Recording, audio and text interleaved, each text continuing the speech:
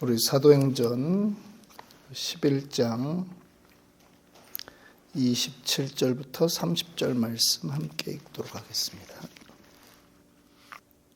오늘 본문은 이제 안디옥 교회가 자리를 잡고 서는 과정 중에 유대 지역에서 흉년이 크게 들게 된다라고 하는 예언의 말씀을 듣고 그들이 예루살렘 교회를 돕는 그러한 내용들이 나오고 있습니다.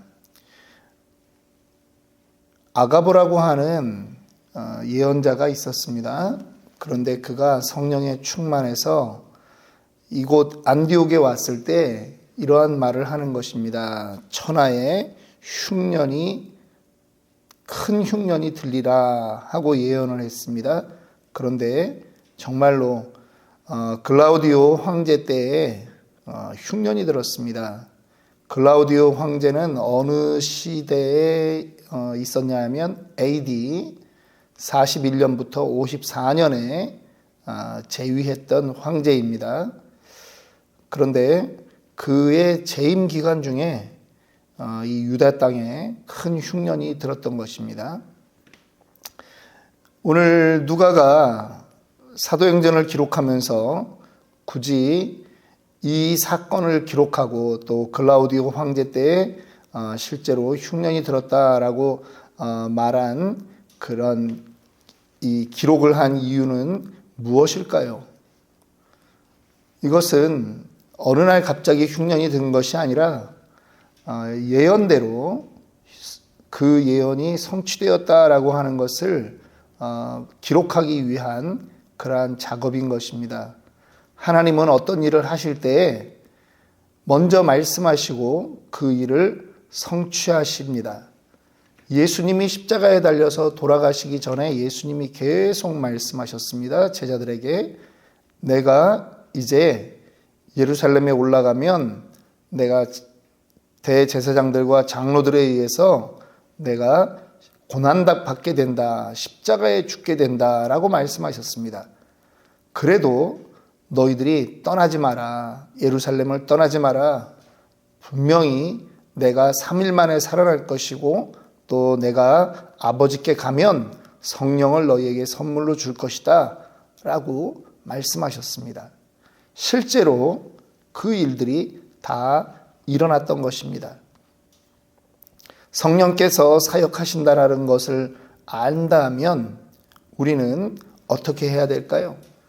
하나님 말씀에 있는 대로 우리는 이루어질 것을 믿고 준비해야 됩니다. 예수님이 하신 말씀이 다 이루어졌습니다. 그렇다면 우리는 이 성경에서 하는 말들을 믿고 준비해야 되는 것입니다. 아직 성경의 예언 중에 성취되지 않은 것이 있다면 그것은 무엇입니까? 예수님이 다시 오신다라고 하는 것입니다. 그리고 예수님이 다시 오시기 전에 반드시 환난을 당한다라고 하는 것이죠.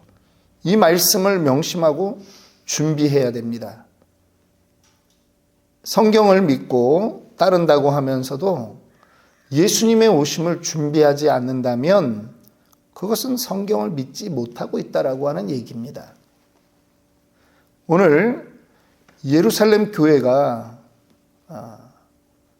이 사도행전 역사 속에서 어떠한 일을 했는지 우리는 잠깐 살펴볼 필요가 있습니다.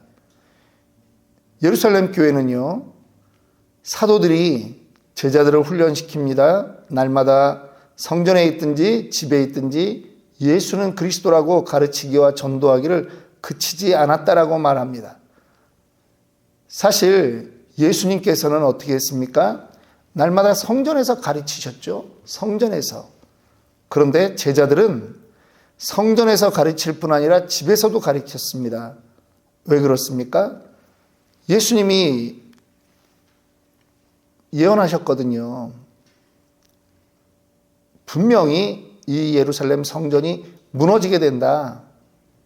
큰 환난을 당하게 된다. 그 얘기를 이 제자들이 예수님이 부활하시고 승천하신 이후에 기억한 것입니다.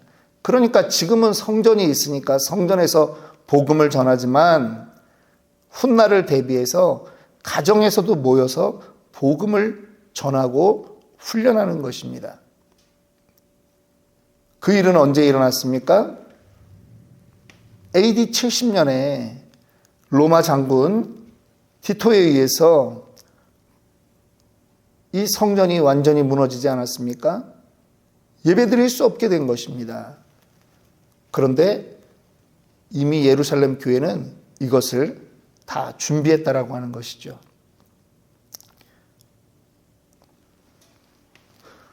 어, 2020년에 우리가 생각지도 못했던 코로나를 겪었습니다. 교회도 광고를 하면서 오지 말라고 할 정도였습니다. 그렇죠? 살면서 이런 일들이 있었나 싶을 정도의 팬데믹이라고 하는 그러한 초유의 사태를 겪어보았습니다. 그 큰 교회가 다 텅텅 비는 것입니다. 우리 교회야 작은 교회니까 충격이 크다, 작다 그런 말 할 계제가 아니죠. 그런데 몇천 명 들어가는 그 교회들이 방송 인원들 빼고는 교회 못 들어오게 하는 것입니다. 목사님들이 설교하면서 회개를 많이 했습니다. 몇천 명 교회 목사라고 어깨에 힘줬던 것들을 회개합니다라고 목사님들이 그렇게 많이 얘기했습니다.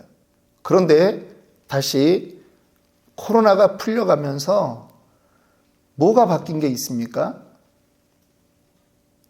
사람들은 더 교회 중심으로 살지 않아요. 더 믿음의 생활에 대해서 더 갈급하게 살려고 하지 않아요. 그냥 하나의 현상이 지나갔다 정도로만 생각한다라고 하는 거죠. 사인이잖아요. 우리가 말세를 당할 때는 이렇게 된다라고 하는 거예요. 교회도 환난을 당하고 함께 모이는 일이 힘들다라고 하는 거예요. 코로나로 3년 동안의 시간을 우리가 겪으면서 배운 것이 그거라고 하는 거예요. 그러면 믿음 생활을 어떻게 해야 되느냐? 작은 그룹으로 나눠야 되는 거예요. 더 작게, 그 다음에 더 원칙주의적으로 가야 되는 거예요. 제가 원리주의자 이런 사람은 아닙니다만 코로나를 겪어보면 우리가 답이 나왔다라고 하는 거죠. 교회는 본질에 힘써야 된다라고 하는 겁니다. 본질에. 다른 거 가지고 자꾸 뭘 하려고 하는 것이 아니라 본질에 힘써야 돼요. 그래서 늘 사람들이 자기의 그 신앙을 지켜나갈 수 있는 그 핵심을 전해야 된다라고 하는 것입니다. 그리고 성도들이 깨어있도록 사실은 그렇게 해야 됩니다. 더 기도의 자리에 나오도록 그렇게 목사들이, 교회들이 그렇게 성도를 훈련시켜야 됩니다. 나중에는 더 모일 수 없습니다. 근데 사실 어르신들을 보면 코로나가 터지지 않아도 사실은 어떻게 됩니까? 연세 드시면 교회 못 나옵니다. 교회 못 나와요. 그때는 자기 신앙 자기가 지켜야 되는데 성경도 제대로 안 읽었는데 무엇으로 자기 신앙을 자기가 지키겠어요? 그래서 성경 읽기에 애쓰고 말씀 듣는 거에 애써야 되는 거예요. 습관이 되도록 만들어야 되는 거예요. 제가 여러분들에게 이 말씀을 매일 이렇게 녹음을 하고 유튜브로 보내드리는 이유가 있습니다. 습관대라고 하는 거예요. 습관대라고. 습관이 결국은 우리의 성품을 만들어가는 것입니다. 반복되어야 되는 거예요. 어느 날 한번 조금 잘했다고 그런 건 사탄도 알아요. 시험도 안 해요. 그러면. 근데 습관이 되지 못하도록 자꾸 우리를 방해하는 거죠. 그래서 그거를 이기고 말씀 읽고 말씀 듣고 기도하고 말씀대로 살려고 노력하는 그 습관을 가져야 되는 거예요. 시시때때로 기도하고. 자, 오늘 이 안디옥 교회는요, 그러한 예언들을 믿었습니다. 그리고 그들은 예루살렘 교회를 돕기로 작정했습니다. 29절 말씀 보니까 제자들이 각각 그 힘대로 유대에 사는 형제들에게 부조를 보내기로 작정하고, 지금 안디옥에서 예루살렘은 어느 정도 떨어져 있느냐? 약 500km 정도 떨어져 있습니다. 어디가 더 어려울까요? 사실은 안디옥도 경제적으로 좋은 형편은 아닙니다. 그런데 그들이 우리가 예루살렘 교회를 도와야 되겠다. 여러분, 교회 규모로 따지면 어느 교회가 클까요? 예루살렘 교회가 크죠. 그런데 지금 오히려 작은 교회가 큰 교회를 돕겠다고 그렇게 하는 것입니다. 쉬운 일이 아니죠. 그런데 그렇게 결심하고 하는 것입니다. 그들이 부조했다라고 말합니다. 부조를 보내기로 작정하고, 이 부조라고 하는 헬라어 말은요, 봉사라고 하는 뜻이 있습니다. 디아코니아 이렇게 말해요. 그런데 이건 무슨 얘기냐면 그들이 부조를 했잖아요. 돈을 보냈잖아요.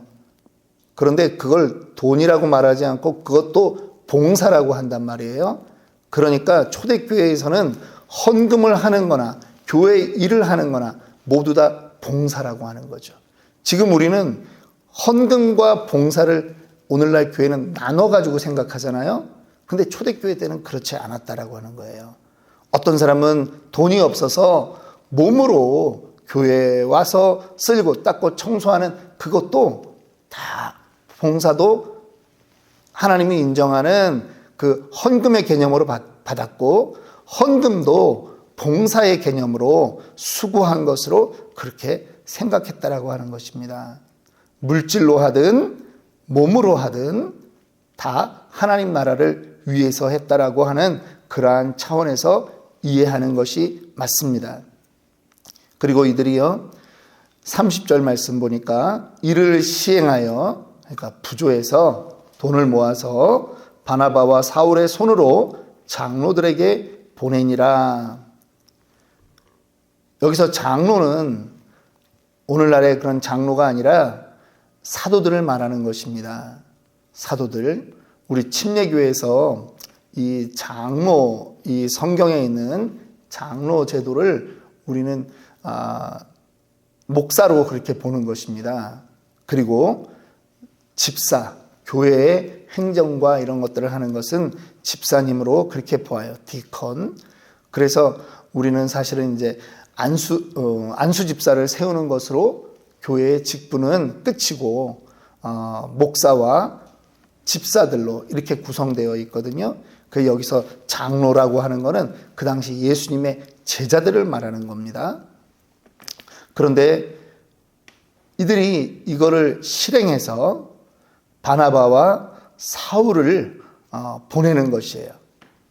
바나바와 사울을 통해서 안디옥 교회의 지도자인 그들이 직접 갔다라고 하는 것입니다. 지도자들은 어떤 사람들입니까? 본을 보이는 사람들이에요. 그래서 고린도전서 11장 1절에도 바울이 말하지 않습니까? 내가 그리스도를 본받는 자가 된 것 같이 너희는 나를 본받는 자가 되라. 그 지도자로서 바울과 바나바가 직접 힘든 땅에 가서 그들을 도왔다라고 하는 것입니다. 예수님이 이 땅에 오셨습니다. 힘든 자리입니다. 신으로서 이 땅에 육신의 몸을 입고 왔다라고 하는 것은 쉽지 않은 것입니다. 그런데 그분이 그렇게 오셔서 희생하셨습니다. 우리가 배워야 되는 모델이 되어주셨습니다. 오늘 우리는 이 하루를 살아갑니다. 또 우리 교회의 그러한 문제들을 가지고 또 기도할 것입니다. 그런데 오늘 이 말씀이 그저 사도행전에 있는 어떤 말씀이 아니라 오늘 우리 교회에 적용되기를 원합니다. 교회에 물질로 몸으로 헌신할 뿐 아니라 교회는 또 나아가서 그 물질들이 정말 하나님 나라의 확장에 도움될 수 있도록 꾸준히 선교하고 꾸준히 구제하는 그러한 일들을 게을리하면 안 되는 것이죠. 이것이 우리에게 오늘 하나님께서 주시는 부담 되기를 원합니다. 오늘 함께 기도합니다. 오늘 우리 목요일입니다. 목회자들을 위해서 기도해 주시고 또 우리 부서들, 사역자들 위해서 기도해 주십시오. 그리고 정말 우리 아이들이 자라나고 있는데 아이들 뛰어놀 공간이 없다 보니까 아이들이 요 앞에 주차장에서 그냥 막 뛰어돌아다니는 그런 것들을 보면 좀 마음이 좀 그렇습니다. 아이들이 그래서 지난번에 그러더라고요.